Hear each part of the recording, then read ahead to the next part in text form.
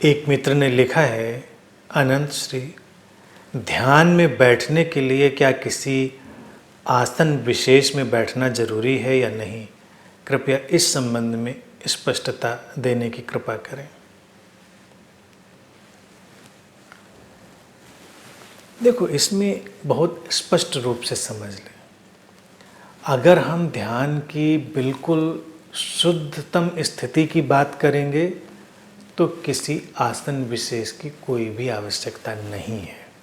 लेकिन अगर हम शुरुआत में हैं तो आसन हमको हेल्प करेंगे, हमको सहयोग देंगे। तो ये नहीं समझना चाहिए कि कोई चीज़ जीवन में बिल्कुल व्यर्थ होती है और बिल्कुल ज़रूरी होती है, ऐसा भी नहीं होता है। योग में अगर आसनों की इतनी व्यवस्था दी गई है तो वो बेवजह नहीं है। अब तमाम आसन तो तमाम मानसिक स्थितियों और शारीरिक स्वास्थ्य के लिए हो सकते हैं। ध्यान के लिए देखा जाए सुखासन बेहतर है, और जब शुरुआत में कोई ध्यान में बैठे तो ये बेहतर है कि उसकी रीढ़ सीधी हो, उसकी गर्दन सीधी हो और वो एक बहुत ही आरामदेह मुद्रा में बैठे, तो ध्यान में प्रवेश करना आसान होगा। उसके ऊपर जो शारीरिक मानसिक दबाव होगा वो कम होगा। ये एक प्रायोगिक और अनुभव से आई हुई स्थिति है। अगर तुम देखो, सुखासन में बैठते हो, तुम्हारी रीढ़ सीधी होती है, गर्दन तुम्हारी झुकी हुई नहीं होती है, तुम्हारे हाथ ध्यान मुद्रा में गोद में तुम्हारी रखे हुए हैं, तो तुम्हारी स्पाइन चूँकि वो सीधी है तो उसके ऊपर जो ग्रेविटेशनल पुल है वो बहुत कम होता है, उस पे जो खिंचाव है वो कम होता है, तो शरीर पे तनाव भी कम होता है, तो उसके प्रतिक्रिया में मन के ऊपर भी तनाव कम होता है। अगर व्यक्ति आड़ा तिरछा बैठे, रीढ़ इधर उधर टेढ़ी मेढ़ी करके बैठे तो शारीरिक रूप से भी उसको असुविधा होगी, और जब शरीर पर दबाव ज़्यादा होगा तो उसके मन पर भी दबाव ज़्यादा होगा। तो ध्यान में जाना उसके लिए थोड़ा मुश्किल होगा। असंभव तो नहीं है, लेकिन मुश्किल होगा।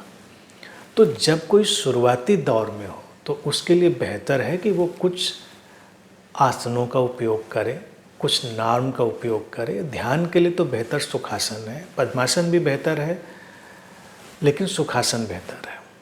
पद्मासन में कई बार जो पैरों की स्थिति है बहुत लोगों के लिए सहज नहीं हो पाती है, तो उसको छोड़ा जा सकता है, उसको नॉर्मल कंडीशन में रखा जा सकता है। लेकिन जब स्थिति विकसित हो जाए, तुम एक एडवांस अपनी अवस्था में आ जाओ ध्यान की, तो फिर चलते उठते बैठते लेटे हुए खाते पीते टहलते किसी भी अवस्था में ध्यान में प्रवेश किया जा सकता है। तब तुमको बात समझ में आ गई है, तुमको ये जो चीज़ है पकड़ में आ गई है कि कैसे तुम अपने अंतर मन में उतर कर उसे संतुलित कर लेते हो। समझने की बात है वो समझ आए इसके पहले अपने शरीर के साथ अगर तुम थोड़ा सहयोग लेकर चलते हो तो उपयोगी होगा। तो मेरी दृष्टि में आसनों की जो उपयोगिता है वो है प्रारंभिक स्थिति में, और जब तुम पूरी बात समझ लो तो आसनों में उलझना उचित नहीं है। अब जैसे तुम पूछो कि नींद के लिए क्या मुद्रा सबसे ठीक है, तो नींद के लिए तो तुम लेटोगे तभी तुम्हें नींद में प्रवेश आसान होगा, विश्राम आसान होगा। अब नींद में कोई सीधे लेटकर आसान लगेगा किसी को करवट लेकर आसान लगेगा, वो व्यक्ति पर निर्भर करता है। लेटने की जो मुद्रा है उसको भी अगर तुम आसन की तरह देखो तो वो नींद में सहयोगी है। लेकिन तुम पूछो क्या नींद के लिए बिल्कुल ज़रूरी है? बिल्कुल ज़रूरी नहीं है। बैठे बैठे भी लोग सो लेते हैं, कैसे भी इधर उधर मुद्राओं में लेटे बैठे लोग सो लेते हैं, लेकिन तब वो उतना सहज नहीं होता है। तो जिस तरह से नींद में तुम्हारे लिए लेटना सहयोगी और सहज होता है, वैसे ही ध्यान में सुखासन में बैठना, अपनी स्पाइन इरेक्ट रखते हुए, रीढ़ सीधी रखते हुए बैठना सहज होता है और ध्यान में तुम्हें सहयोग देता है। तो इतनी उपयोगिता है।